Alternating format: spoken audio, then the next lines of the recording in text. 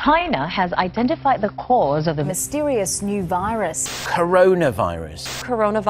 There are fears a rapidly spreading virus has reached Australia. This is a rapidly emerging situation. Pasukan di sebalik tabir akan melihat pada data-data dan kluster-kluster yang terlibat. Ini perintah kawalan pergerakan dilaksana di seluruh negara bagi mengekang penularan COVID-19. Akan dilaksana di seluruh negara bagi PKP itu memang sesuatu kejadian yang memberi impak yang sangat besar kepada rakyat Malaysia. Selamat sejahtera. Nama saya Nur Erina. Nama saya Hui Kwan. Hi, my name is Farah Aisyah binti Farid. Hi, nama saya Pravina Karu. Dan nama saya Nur Shazrin Akila. Dan kami dari Kumpulan 7. Hari ini saya akan menjadi pencerita awak dan nama tajuk video ialah Iktibar dalam konteks penghayatan etika dan peradaban dari perspektif politik, ekonomi dan sosial. Saya tahu apa korang teringin. Kenapalah saya berada di sini kan? Penting sangat ke? Patutlah, sebab saya akan menceritakan pasal satu isu yang menyebabkan seluruh rakyat Malaysia menjadi huru-hara, iaitu pasal PKP. Saya pasti semua orang tahu pasal PKP ni kan? Memang bawa memori yang agak...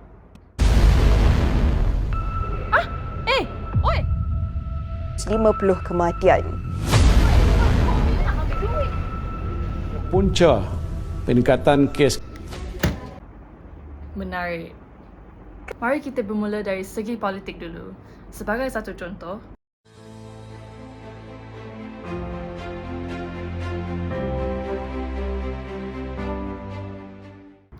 akibat pilihan raya negeri Sabah 2020 yang menjadi punca peningkatan kes COVID-19 secara mendadak.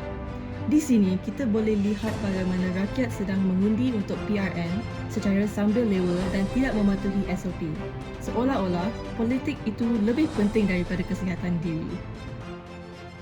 Saya akui kempen pilihan raya di negeri Sabah juga menjadi antara punca peningkatan kes-kes COVID-19. Dari segi ekonomi pula, telah memberi kesan yang mendalam kepada para peniaga di negara kita. Contohnya, seperti Cafe Sweet Sis yang merupakan kafe yang agak popular dengan kuih muih yang dijual. Si Akila adalah pemilik kafe tersebut dan perniagaannya sangat maju.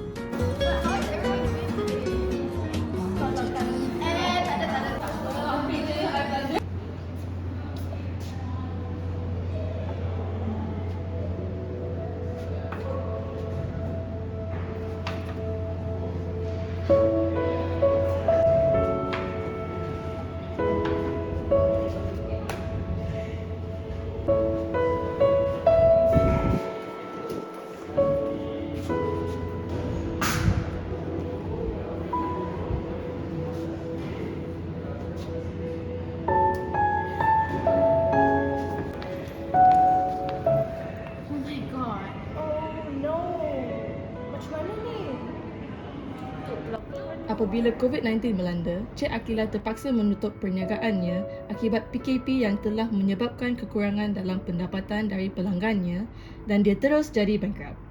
Situasi ini amat menyedihkan untuk Cik Akila sebab Cafe Sweet Sis ni memang sumber pertama pendapatannya. Seterusnya, situasi ini menunjukkan keadaan yang huru-hara di mana rakyat Malaysia membeli barang-barang keperluan rumah secara panik dan berlebihan.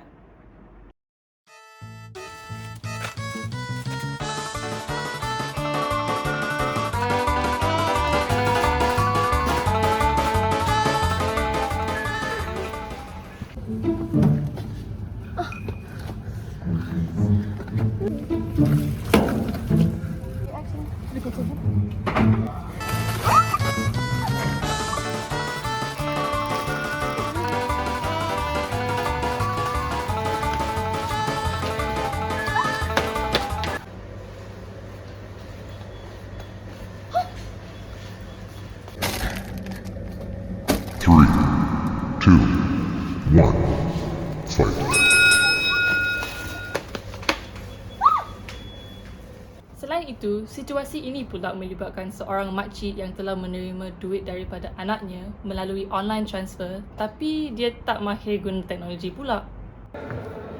Why? I transfer the money already lah.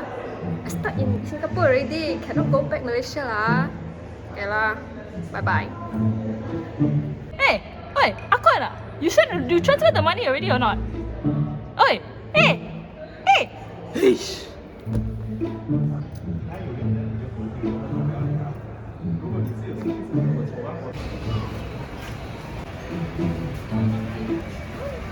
Miss, sekarang ATM tutup. Kenapa tutup? Saya nak ambil duit. Anak saya dah send transfer, saya tak tahu lah macam mana. One eternity later. Nah, saya tak tahu macam mana nak. Itu bukan saya ya. Contoh seterusnya dari segi sosial pula, terdapatlah segelintir rakyat Malaysia yang memang degil dan tak tahu nak patuh undang-undang PKP.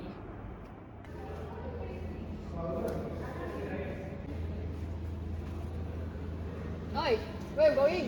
Where you going? Know what time COVID Ayah, COVID nothing lama. I'll come back 1 second, come back, okay? Bye. Wait, what COVID nothing Come back, come back! Feel this way.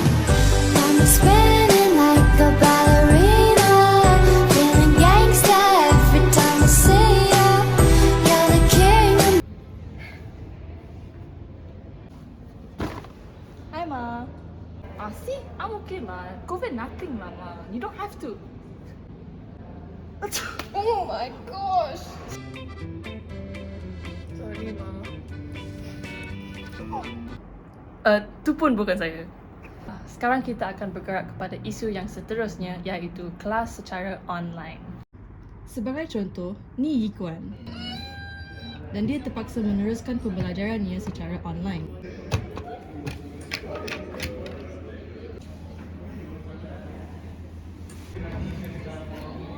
Chief of citizen, or maybe in a fan, we expose few more secret events or the topic. So, Oleh sebab dia memang seorang pemalas, dia memang tidak berfokus dan berkisah pasal kelas dan akibatnya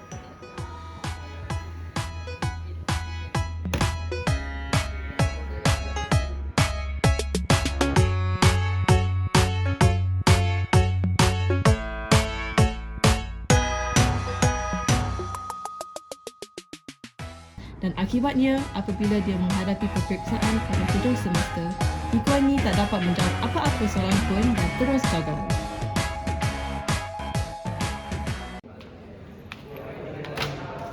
I know what time lagi tu. By today. Yes, ma'am. Akhir sekali, kita pun ada sesuatu situasi yang melibatkan seorang ibu iaitu Puan Farah yang selalu bekerja keras sebagai seorang kerani di pejabatnya.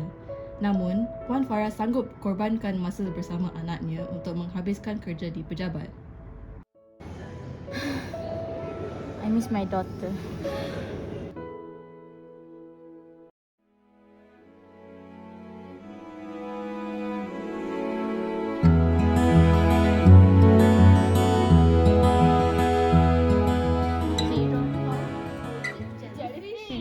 Tetapi apabila PKP telah diumumkan, semua pekerja termasuk Puan Farah diarahkan untuk bekerja di rumah. Walaupun PKP sedang berjalan, Puan Farah dapat meluangkan masa dengan anaknya serta bekerja secara work from home semasa berada di rumah. Jadi, PKP adalah juga kebaikannya. Dari semua contoh situasi sebelum ini, terdapat beberapa iktibar yang kita boleh belajar dari PKP. Kempen dan pilihan raya negeri Sabah 2020 sebaiknya diadakan melalui talian untuk mengurangkan penularan COVID-19. Meski wabak COVID-19 tidak dapat dielakkan, Akila seharusnya ubah cara perniagaannya dan menjual kuih-muih secara online ataupun penghantaran ke rumah pelanggan. Rakyat Malaysia haruslah bersifat prihatin dan membeli barang yang diperlukan dalam jumlah yang perlu sahaja dan bukan berlebihan. Sebagaimana ibu bapa kita menjaga dan mendidik kita untuk membesar, anak-anak juga haruslah mengajar ibu bapa kita cara-cara kita berurusan pada zaman moden. Rakyat Malaysia seharusnya patuh dengan undang-undang PKP tanpa alasan. Kalau bukan untuk kepentingan sendiri, fikirkanlah kepentingan ahli keluarga di rumah. Sorry, Mom. Walaupun sukar, para pelajar haruslah berusaha untuk kekal fokus dalam pembelajaran. Itulah kisah PKP kita. Terima kasih kerana menonton video kami. Bye! Nice!